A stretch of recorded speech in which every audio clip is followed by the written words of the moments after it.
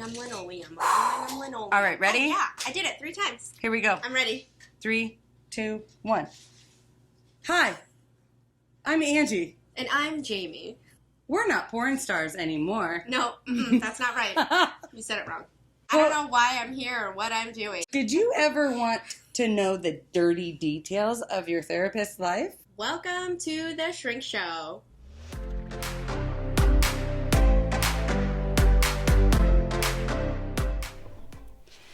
I'm so ready for bed.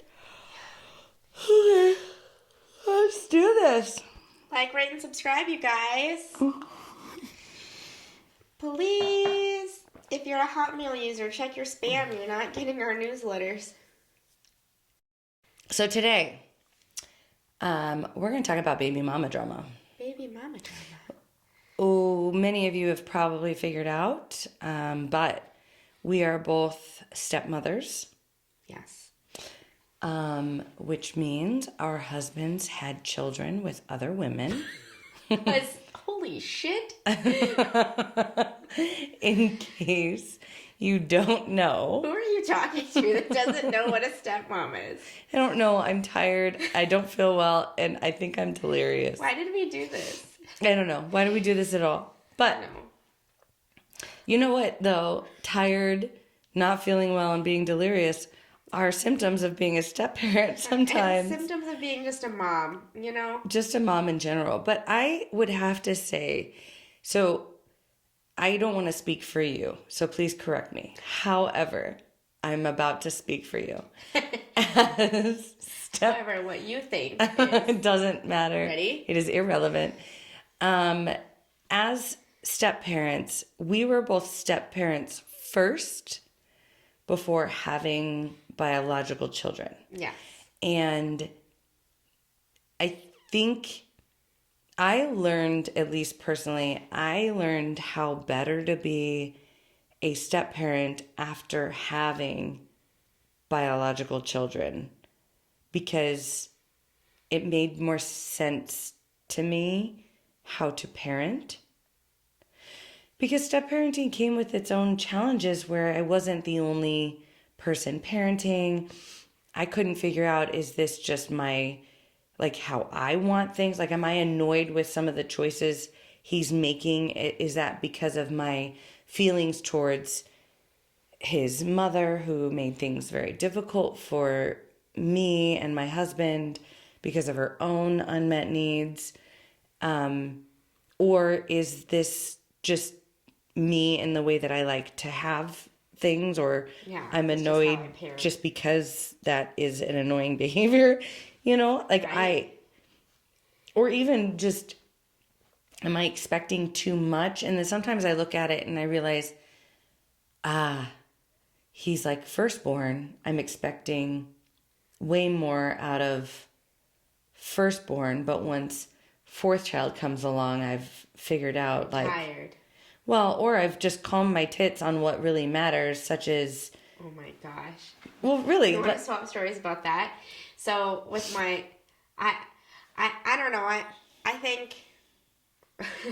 the story I was going to say, and then what I think. So the story I was going to say about, like, calming your tits by, like, the last child versus the first is with my stepson, I've known him since he was, like, almost 2, and he's now 14. So... Right, and I guess I've known mine since he was 3, and he's now almost 16. Almost fucking 16. You can drive a vehicle? God. Is a full driver's license old? Yes. So, okay. So, when my stepson, when I first knew him, up until, like, almost school age, refused to eat food. He basically, like, survived off of crackers and peanut butter and chocolate milk. And, like, that was it. And so and sometimes yogurt was snuck in there. And so we would, like, sneak food into things, or, like, convince him things were dinosaur food. Anyways, there was one meal that we had where we were like, well, he was really into dinos. So we're like, a Brachiosaurus eats this. So we kind of laid it out, like, on a tray, and he would eat it like a Brachiosaurus, not at the table. And I was like, look, dear, he's eating. And like, it was fun. Like, because it made mealtime stressful. Like, my husband was stressed out and we were dating at the time. So my boyfriend at the time, he was just like, oh my gosh. Like, Well, because it was a sometimes power struggle. or sometimes the dads, well, not sometimes, a lot of times they get pressure from baby mama. Yeah, like you're not doing good enough. You're You're not a bad feeding them right. father. Why are you allowing this? Yeah, yeah. And so it was just, yeah, it made eating time so stressful, which is funny because my husband and I, we just love food.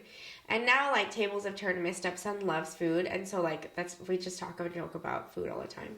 But at this little ripe age, we were like, please, for the love of God, eat more than peanut butter. Like, the kind of, we want you to do this. And so I'm like, oh, he's eating dinosaur food, wink, wink. Like, look at this. And my husband was just like, oh my God, like, he needs to be eating at the table. Like, this isn't appropriate, blah, blah, blah. And like was not go with the flow. And fast forward to now that my stepson's 14 and we now have a 2-year-old and a 5-year-old. My 2 and 5-year-old, they were puppies. And I was upstairs getting ready. I come downstairs and they're like, look, Mom. And they point to 2 bowls on the ground, a water bowl and a bowl filled with chips. And I look at my husband and he goes, I know. I remember yelling at you about this with Gage, and this is where I'm at in life. And like, that's exactly what he said in that exact tone. And I was like, yes, dear. I said, my, how the tables have turned. Or how the floor, the animals have turned. It was just so funny. And so I was like, it doesn't matter. Like, but it is an age-old thing. Just like, that commercial. I know I've brought it up before. That commercial of the mom does the hand sanitizer and everything. Oh, yeah. Before like even her closest friend can hold the baby, and then by the last child, she has the auto mechanic with the greasy hands hold the child. Yeah. And she's just like, fuck it, because you realize what actually matters. Yeah. But it is difficult when you throw in that extra layer of baby mama drama, where you have a relationship. And I used to say this to my husband all the time. I said, what's the most difficult for me is I never chose that relationship. I didn't choose the relationship with your ex. Yet I have to deal with said relationship. Oh. And I deal with it because I love you and because I love Beckett. But I didn't ever choose that. And despite every effort I've made, because of her own unmet needs, she is refusing to allow this relationship to be what it could potentially be. Reach its potential. Which is beneficial for all involved. Yeah. Extra grown-ups, honestly, are so helpful. Anyone who has kids, extra a bonus grown-ups, parent. Extra hands on deck to help with just driving to sports or, knowing what's going on. Right. It's helpful to have this teamwork in there. That's funny because, when I would reach my raging points in our relationship, I would say, like, I didn't sign up for this bitch. I don't think this is going to work out. She is your problem. Right. Well, they were a package deal to me. I was like, it's hard. Okay. It's hard. I mean, especially when the ex brings in a level of drama that you're like, the fuck? Right? And I'm not saying this personally, but I've certainly heard stories where an ex is, coming and slashing tires or really making your life as the new girlfriend a living hell, or really still in love with their ex and constantly throwing themselves or sending nudie pics. I mean, luckily I did not have to deal with any of that. A lot of what I had to deal with was more of that Midwest passive aggression of I'm gonna, make it so that you don't have permission to pick up my son from school, or, if dad has to work late, you guys don't get to have time. Miss that time. Dad misses that time because you're not the parent. Right. And it does become really difficult because then co-parenting is already difficult When when you're you live in married. the same house When you're and you're roommates. married. Yeah. But co-parenting with someone who despises my very existence and my husband's very existence, Right. They broke up for a reason. right, and has unresolved unforgiveness and her own fear of me replacing her as a mother, and because she's not enough, it's like, fuck, how do you co-parent? And it becomes two completely different households, two sets of rules, and just this separation, which can really be difficult on kids. And that was hard for me too. Because Yeah. I'm like, this is damaging. Yeah. That's what it turned into. Because child development. What Right. is healthy? What is appropriate? Right. I'm like, oh my God, I don't want to have to deal with trauma in the future. Right. Well, and I think that's what I've even worked with some clients where they're stressed out, where their marriage isn't doing well, they're contemplating or about to or in the middle of divorcing or separating if they weren't married, and their stress is, well, I don't want to have a split household because that's going to be damaging to the child. And I always say, think about what, like, knowing child development and knowing what will quote unquote damage the child. What is going to damage them more? Seeing mom and dad walking around passive aggressive, resenting each other, and Sleeping in two separate rooms. yes, and pissed off, or seeing potentially, and this is where I say clients, like, I can't speak for your soon to be ex, but you will be happier. And imagine if you are less stressed out, how will you be a better parent to your child? And that should be your end goal, because even like you said, even when you're married, you can't control how your co-parent is going to co-parent.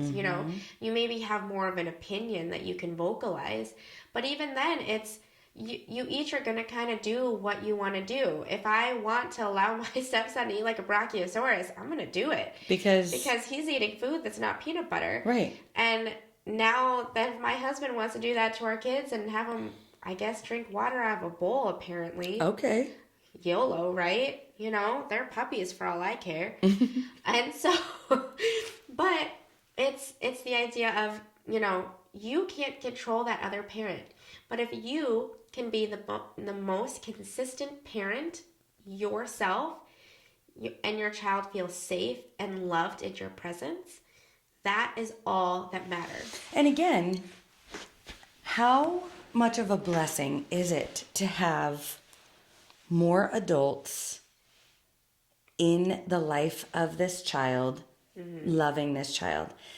And I know this is kind of like a tragedy in the way that I'm going to explain it, but had Joel and his ex not gotten divorced when they did, and had Beckett not grown up with me, when his mom died when he was 12, how much more difficult would that step-parenting role be for a brand new person? And Joel always says to him, he's like, do you ever remember a time when Angee wasn't here? And he's like, no, she's always just been here. And so in that way, and I'm not saying to think, well, what if you died? Right. Don't don't get divorced because you're like, well, fuck, we need more parents in the picture because I'm going to die. But right. Choose your happiness, girlfriend. But it in this scenario, it worked in the way that Beckett seamlessly already had another maternal figure that he trusted, that he loved, that could just step into that role. Because I never had to step into that role. And I remember, being very vocal with my husband and saying, because he'd be like, well, you need to act like a mom to Beckett, like be his mom. And this was when his mom was still alive. And I'm like, he doesn't need that from me. He does not need that role. He needs more of that. I'm going to hold you accountable, and I'm going to help explain things that don't make sense. Like, yay, you get 2 Christmases? You get 2 birthdays? Like, what a lucky duck. You have all these adults that love you. Wow. How amazing. Yeah, it's tough. You have two sets of rules, and that's just how it is. Well, my mom lets me do this. Well, sweetheart, that is your mom's rules in your mom's home. And when you come into here, these are our expectations and these are our rules. And I know that's tough, but I think you're pretty good at adapting. Yeah. But what's funny is I think I did the same thing, but I still called it like I never took the mom title. Like I But you became more of the mom. He needed more of a mom, that nurturing mom. right. Whereas Beckett got almost too much of that from his mom, in the way that like he fulfilled something within her. Yeah. So he did not need that from me until she passed. At which point I was like, well, okay, now you do need that, Yeah, Mom. now you need that. Yeah. Dynamics were just different. I think there was a hot minute where like things were turbulent with the baby mama. She had strong opinions about my existence in her son's life, which came from fear, which were all the idea of like she's not good enough. Gonna be replaced. Yeah, gonna be replaced. And so she would say things like, don't have Jamie be called mom. And we were like, we've never had that. And she's like, well, I know that's what's happening. And it's, well, where's that come from? Sounds like a place of fear. And so, you know, and she would just use things to make him dislike being at our house. And then finally, I think there was a point where my husband, boyfriend at the time, we were like, you know what? If we're going to stay together, and by staying together, that means we're going to get married and have kids someday, isn't it just easier to raise him exactly how we would raise our kids? And then he'll see that we will always be the same, rather than trying to like, favor or make up for. Overcompensate for, sorry, it was chaotic at that last drop off with Mom and you saw us fighting. That was awkward, you know. How often do people try to do that, to overcompensate? I mean, and we didn't because we felt bad that he had to be a part of that. Or we'd feel bad when she would make us suffer and we would lose parenting time because, you know, Kurt had to work late. And so we would feel bad and try to do something special. And we're like, you know what? Sometimes parents work late. Like, we've explained this to him, and he'll even talk to us about it as a teenager. And he's like, I understand. He's like, his mom has told him exactly what she told us too about how, you know, his dad always worked and wasn't available, and all sorts of just whatever feedback she had. And I'm sure Just hateful language. And I'm sure according to her, like, it was frustrating. Obviously, they broke up for a reason, so they're probably all real and valid arguments. But I would even tell Gage, I would say, you know what? She said the same thing to me too about how your dad wasn't good and blah, blah, blah. And I told her exactly what I told Gage. I said, you know, and I'm sure maybe he was a terrible partner to you, and maybe he was a bad dad. Until I see that, I'll let you know. And so, and I've lived by that, I've even told Gage, like, because she's told him too, like, he never changed your diapers, he never took care of you. It does kind of fall into that And I role told naturally. Gage, I said, well, Gage, your mom was a stay-at-home mom. I said, I work part-time, so she's right. I change more of your younger brother and sister diaper than he has, but it doesn't mean that he's not a good dad. Right. It doesn't mean that he doesn't come home from work. Or that he wouldn't. Yeah. And he goes, I know. I told her that. Like, maybe, and he goes, I know she didn't work. That is why. And so he sees, because his fear when we had kids, and he straight up said, he goes, when you guys have a baby, you're not going to have time for me because my mom and stepdad don't have time for me. And then the shittiest part was she even told him, yeah, the same thing's going to happen over at your dad's house that happened over here. So we just said, okay, Gage, just wait and see.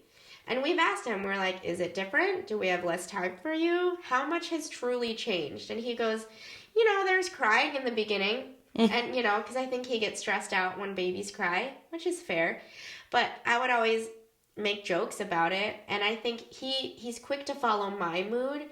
I think because I calm him down, and so when he naturally is nervous when the baby cries, and I calm him very quickly, he usually is like, oh, okay, that I get it. Because I'll be like, oh yeah, babies just cry, babies are just hungry.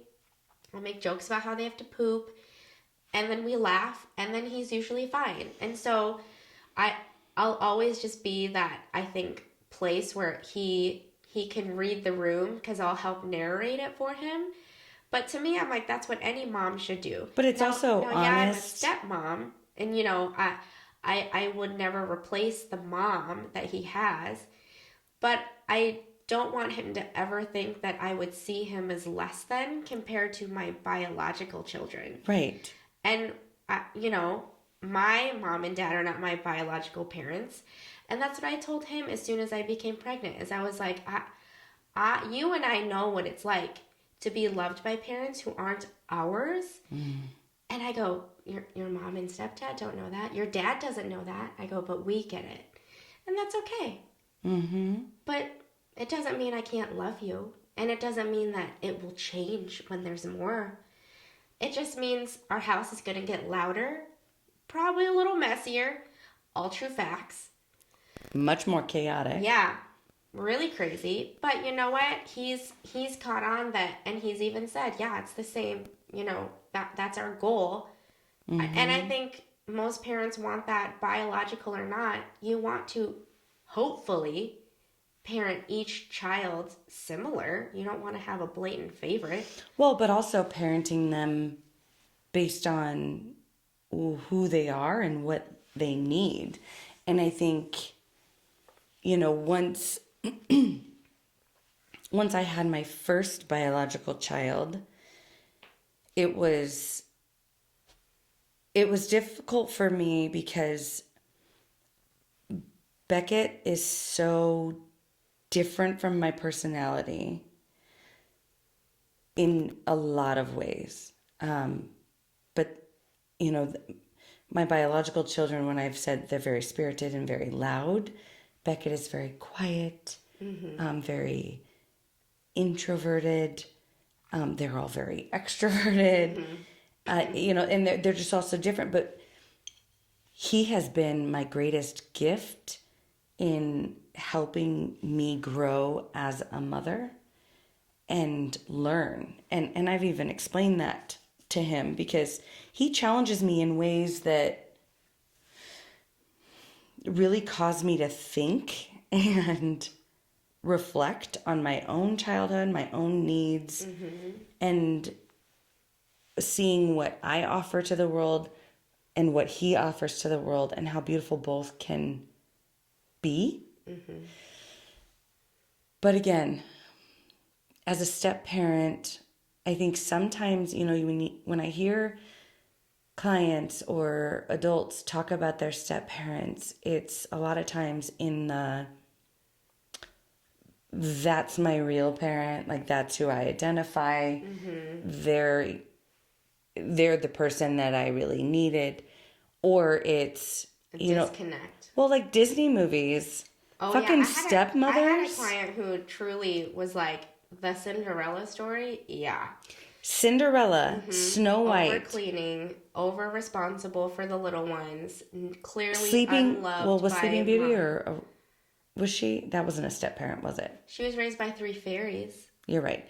Cinderella and Snow White, right? So that a lot of that Disney stuff did portray that evil stepmother, and it's just like, the fuck, Disney?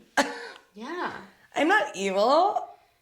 I know. I'm trying. It always took it to a crazy place. But yeah, I know I've had some clients. What's funny is when I previously worked with families, the number of families I worked with where they were like, yeah, my ex is going to come pick up my kid from school today. And I'm like, is that like the father? And like, oh, no, but he's been a father figure. We were together for 6 years, and my son's 7, so he's the only dad he really knows. Yeah.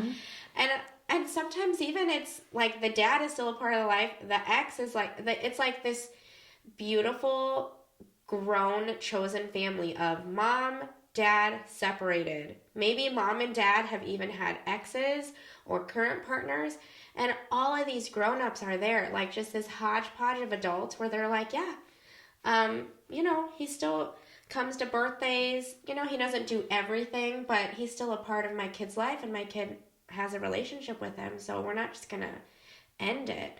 But I thought that was such an evolutionary it is family and family construct that, I mean, certainly didn't exist when I was a kid.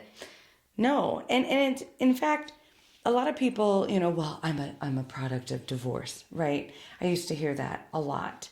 And it's like so many people are afraid of getting divorced because it's going to destroy this family. This isn't the fucking 1950s anymore. This isn't this idea of, your nuclear family has to remain that way.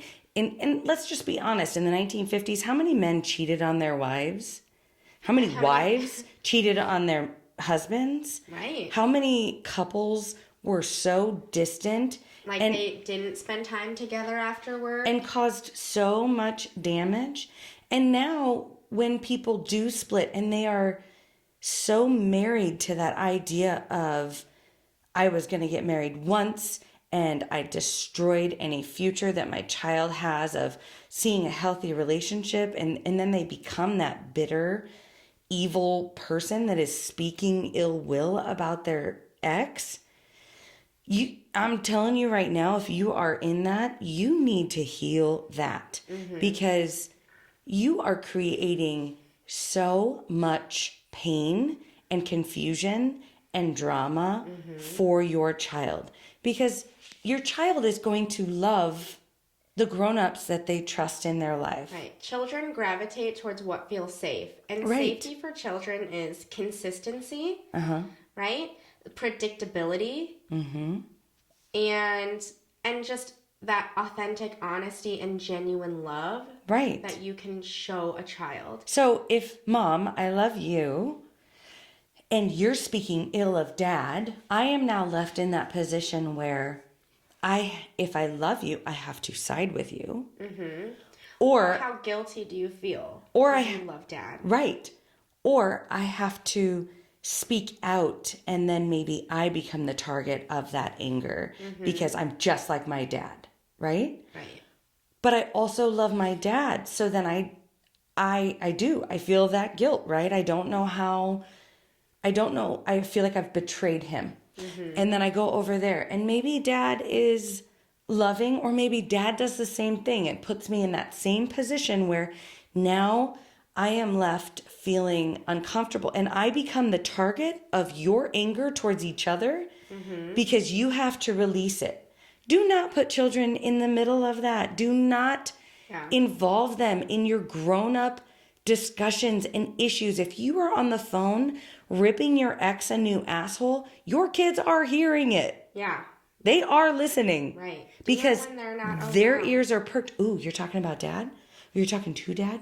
Oh shit. What did Dad do? Right. Did I do something wrong? Well, and again, think about that child likely loves both of you. So how confusing is it when they love you, but you're trash talking the other grown up that they love? It just makes me think of, with the step parenting concept, a lot of clients I have where maybe there's a couple of examples. I have a few clients who they're like younger in their 20s, and they have children and they didn't stay together. But a few of them were like, no, we talked about it, me and like my ex. We were so much better apart. And we were like, we both grew up with divorced parents who trash talked the other one and like bad relationship with step parents. And we've agreed we will never have our kid be in that situation. So they share 50-50.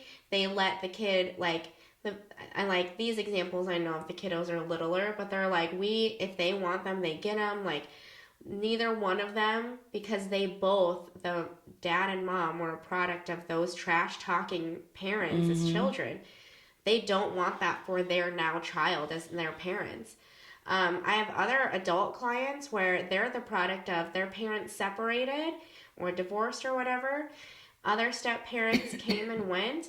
And you want to know who they gravitate toward, who they went home to the holidays to?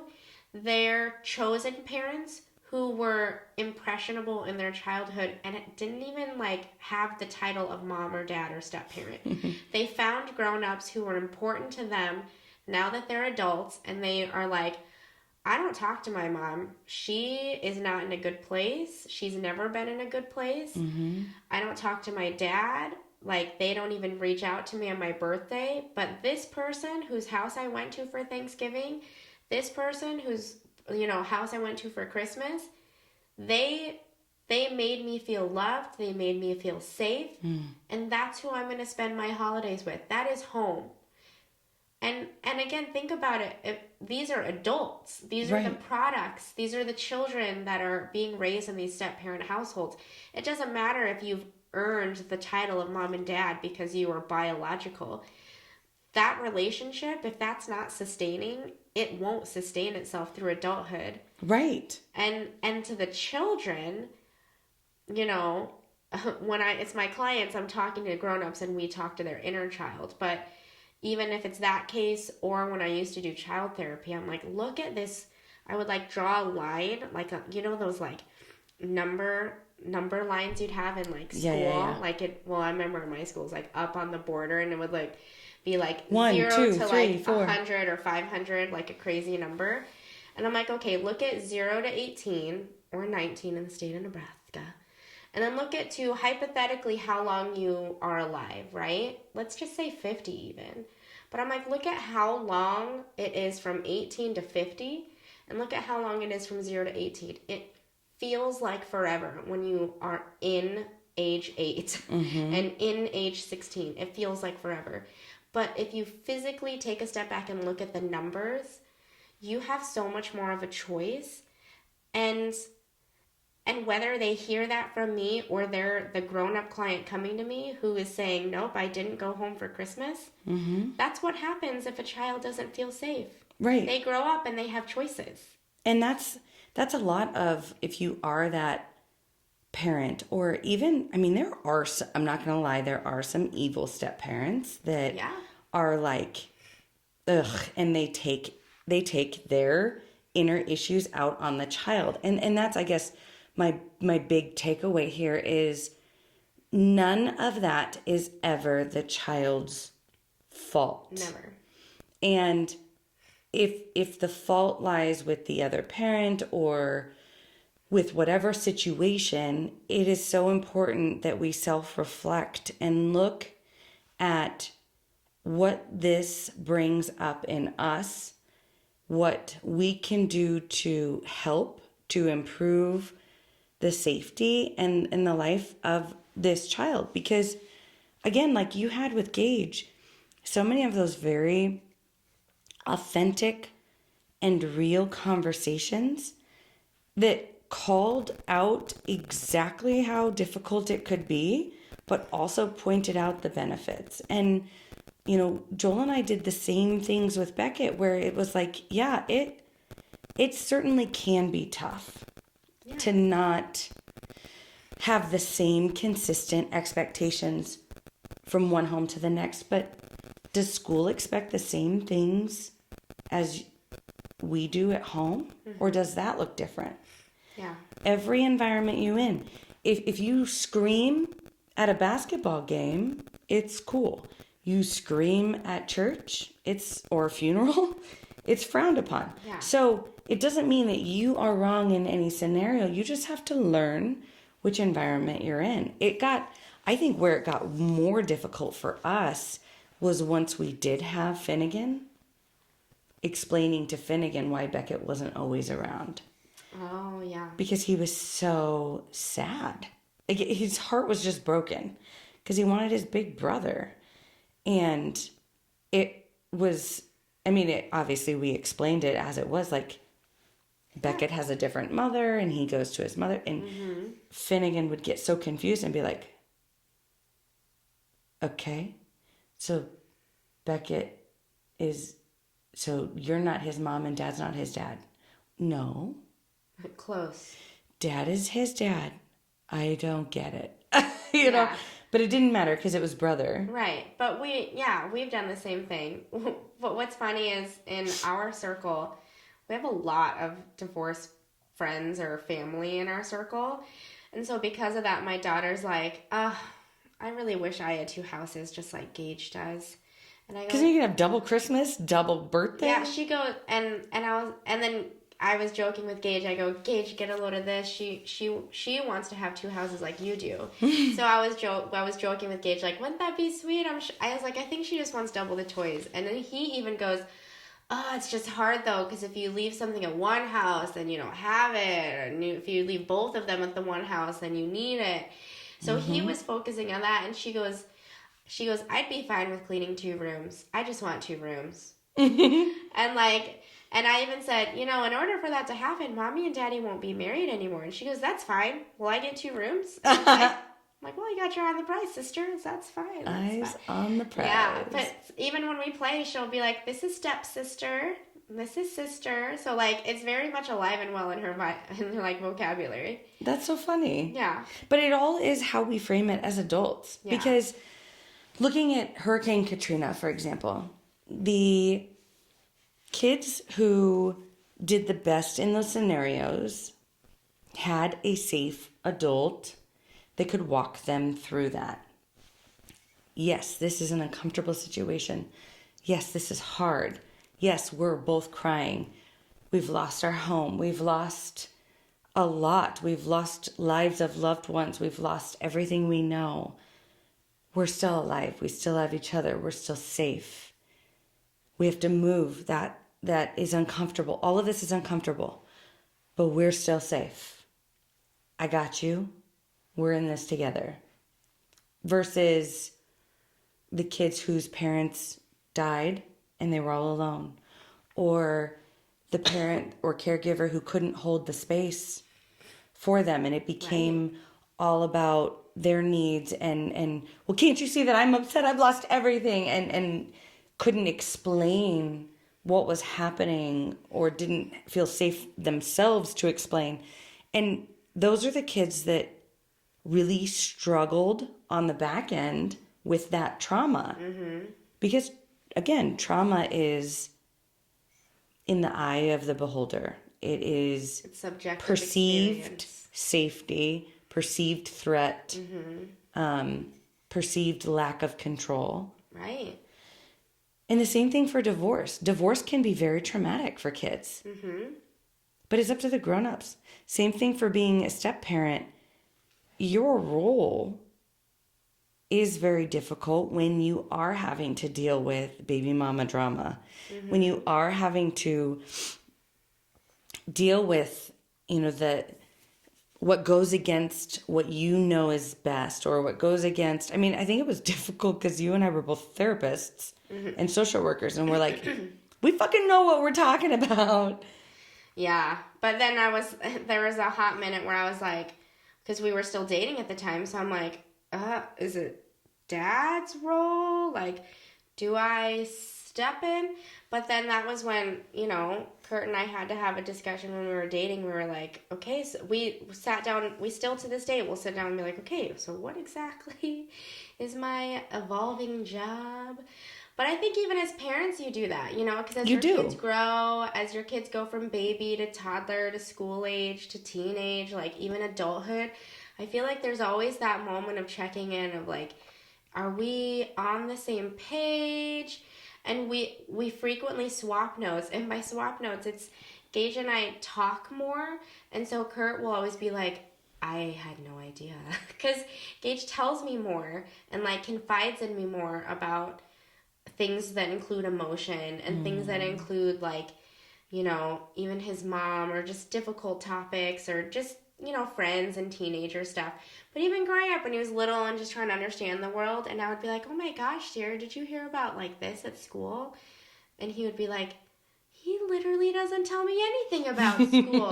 He told me about this silly thing that he drew. And I'm like, oh yeah, he showed me that too. And he told me this other story. And he's like, what? And so it would also be like making sure even dad's aware, like maybe just check in on like how he's feeling about this or what's going on about that. But before we were married and before we like knew what the heck was going on, when things were turbulent too, so we're just feeling bombarded just because we're together, and again because of my existence Right. in my, at the time, my How dare you. boyfriend's life. And I'm like, okay, well, he's not your boyfriend, so just settle down. But we would sit down and be like, okay, he's like, no, you're a grown-up. He's like, you're a significant grown-up in his life. And like, even when we didn't live together, we were like, we spend most of the time together with him. He's like, if you see something wrong, you're allowed to say no. Like, it's not like we never did corporal punishment, but it's not, he's like, you can punish him. Like, you can say, no, don't do that. Or like, right, but then take away a privilege. But then you always get that, like what was always in the back of my mind was when the kid was going to be like, you're not my mom, I don't have to listen to you. Beckett's never said that. Yeah, never. I think one time as a teenager, we joked with Gage. We were like, would you say that to Jamie? And he even was like, oh God, no. Oh. He's like, I would never.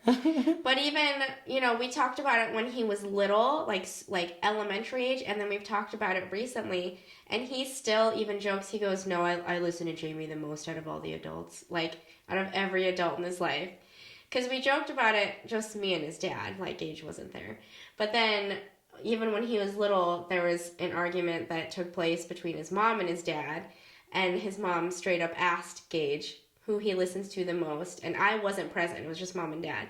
And Gage at like age 6 goes, Jamie. And obviously I'm sure that... I wasn't there. That went over well. I'm sure that went well. I'm guessing. I don't know. 100. But even... I forgot how, but that was brought up recently as a teenager. And Gage is like, yeah, I still listen to Jamie the most. He's like, whatever. But realistically, though, like, that's fine, buddy. High fives. You were in a perfect role, as was I. I mean, if a step parent can step into that absolutely perfect role of, I have no emotional attachment to your relationship with your ex. My emotional attachment is to the best interests of this child.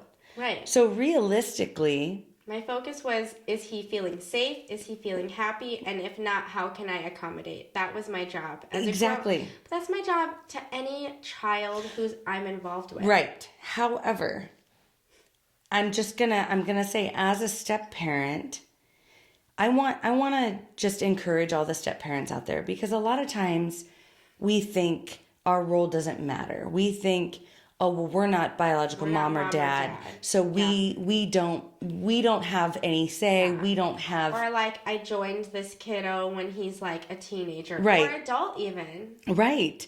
And I would just want to say to all of you step parents, being a step parent is the hardest job I've ever had.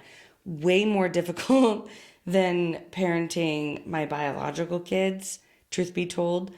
And yet it's also the most important role I've ever had, because, like I was saying, I was neutral.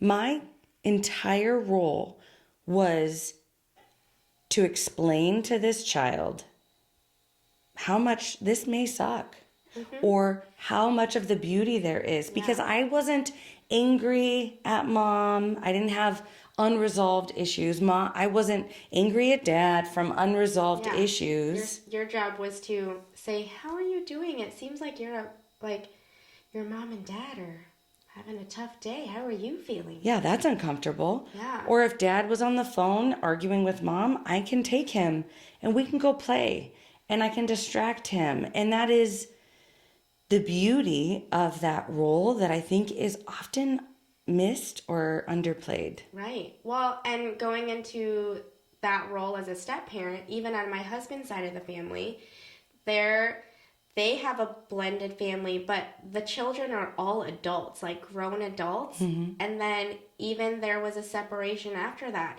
And those like step siblings are still a part of the family. Right. You know, that role of the relationship that this family, that the step parent, these step siblings have all played it's the same thing. It was, no, we're here because We you're part choose of to our be. family. We love you, and this is the way it is.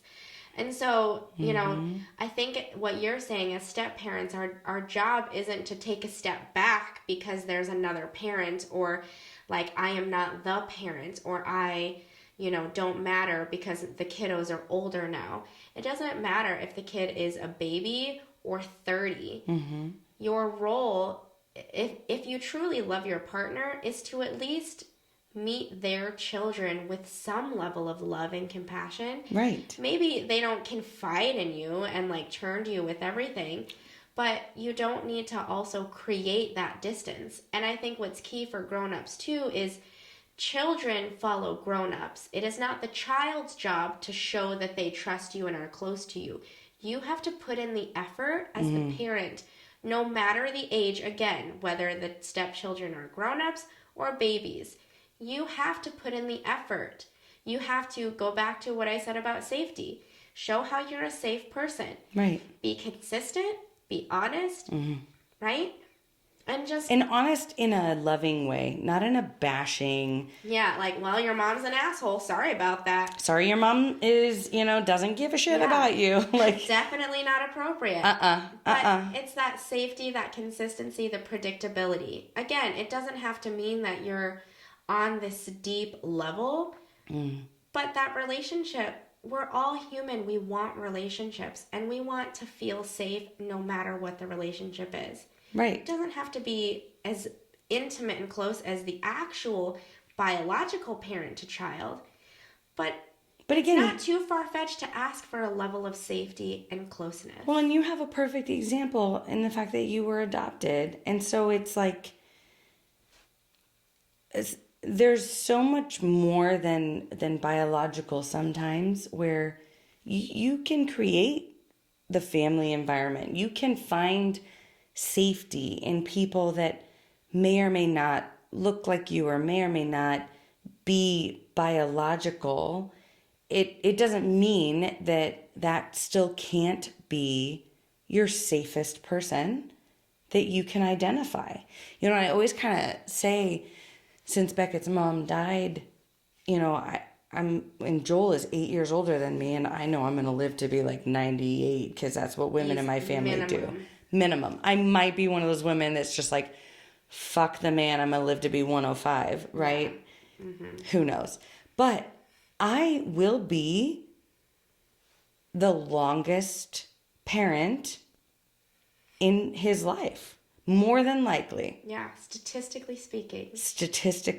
I mean, I can't say with 100, I can say with 100% certainty. I always say that men die before women because men know they couldn't survive without women. They make sure to peace out 100% deuces beforehand. 100%. Also, men. That's a scientific fact. I also think scientifically, men have, and not so. It's the trend is starting to end, but more often than not, men have unresolved pain and issues because you have to man up, right? You have to rub some dirt on it. Real men don't cry. You're not a fucking pussy, right? So by not releasing that, your body internalizes it, your body remembers, and so your body can only handle so much. So your body is more likely to give out earlier in life. Yeah, it's tuckered out. Right, because only it takes so much. You've literally been fucking toughing it up like a man, Let it cry, let it go.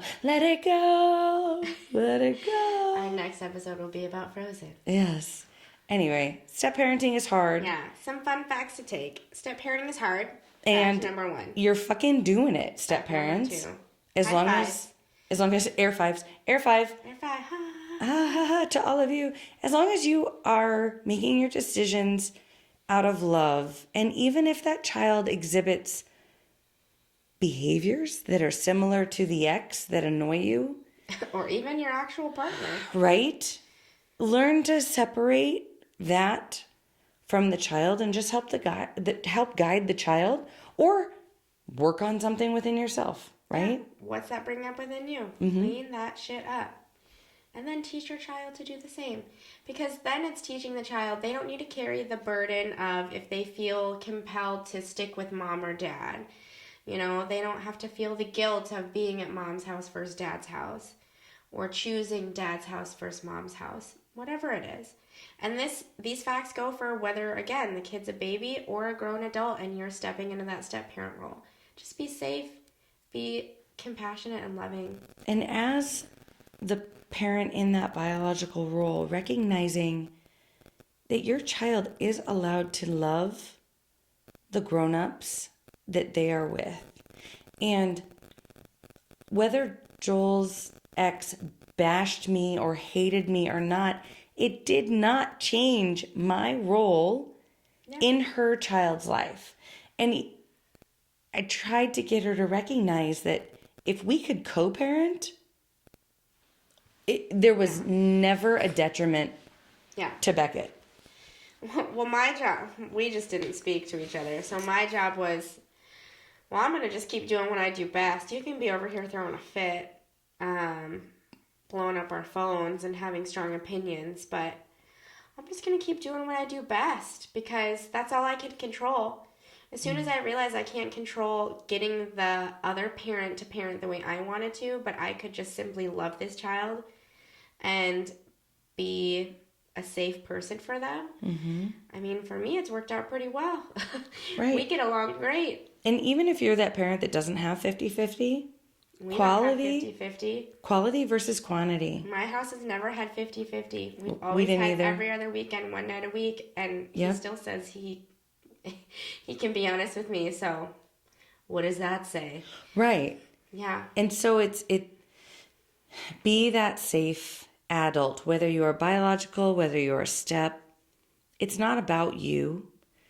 And I think that's the biggest takeaway is it has nothing to do with you and your feelings towards X or your feelings towards someone else's ex. It has everything to do about what sort of environment you are creating for this child, whether they are yours, whether they are adopted, whether they are step, it does not matter. Whether the child is an infant, a teenager, an adult, it doesn't matter. Are you a safe adult in their life? Yes or no?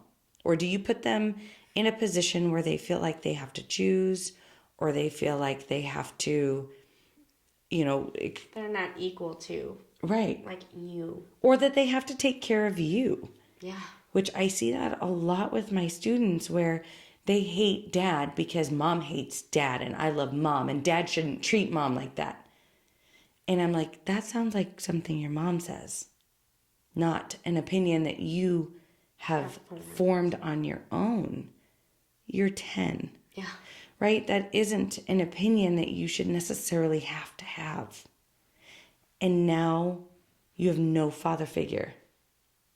Right? And it's like, fuck, that's also very damaging because now they're learning to mistrust a certain sex. And that's so hard. That's so hard. Right. Final takeaway. Heal your shit. Yeah. Clean your shit up so you can be a better parent. Well, and honestly, for those of you who may or may not have ever had step or biological parent or biological children, God, realizing that children are no different than any other person in your life. They are going to bring up things in you that are going to cause you to have to look at yourself. Doesn't mean there's anything wrong with the child. And I think sometimes if it's our stepchild, it's easy to think, well, there's something fucking wrong with that kid because they're not mine, right? Yeah.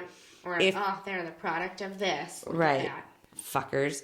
Or if they're your biological child, a lot of times we internalize it and think, oh, we're the fucking problem. Like, I'm just failing them.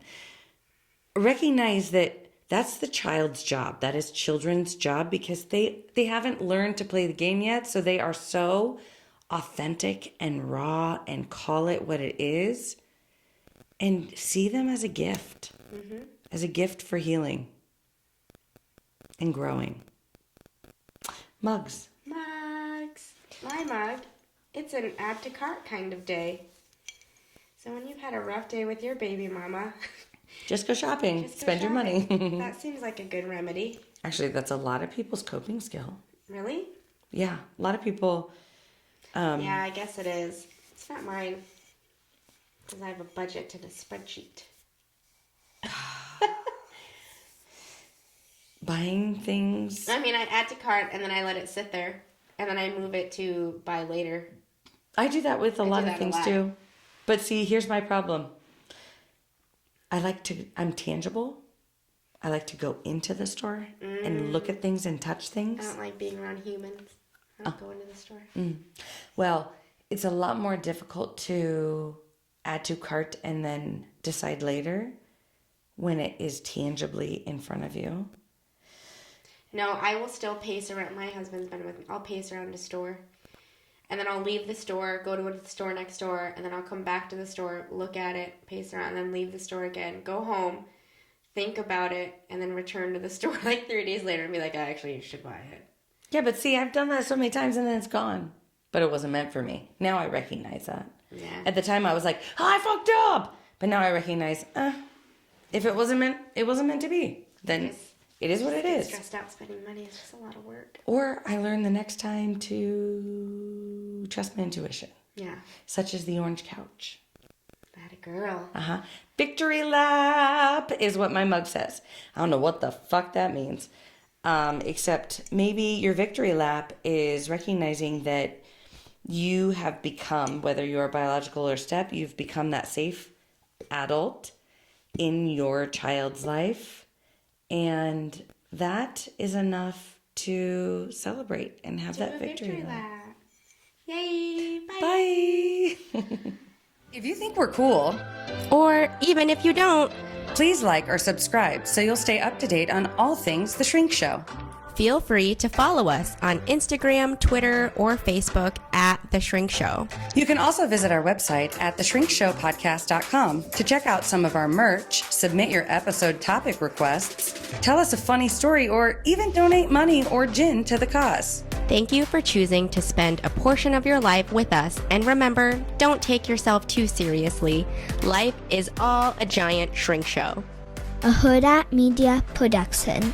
Side effects of listening to this podcast may include side aches or snorting from laughter, impromptu jazz hands, nodding in agreement even though you might be listening alone, an occasional "you said it, girl," and mild cases of existential dread. This podcast is strictly for entertainment and informative purposes only and is not intended or implied to diagnose, treat, or otherwise substitute for professional mental health, medical, legal, or other advice. Thank you.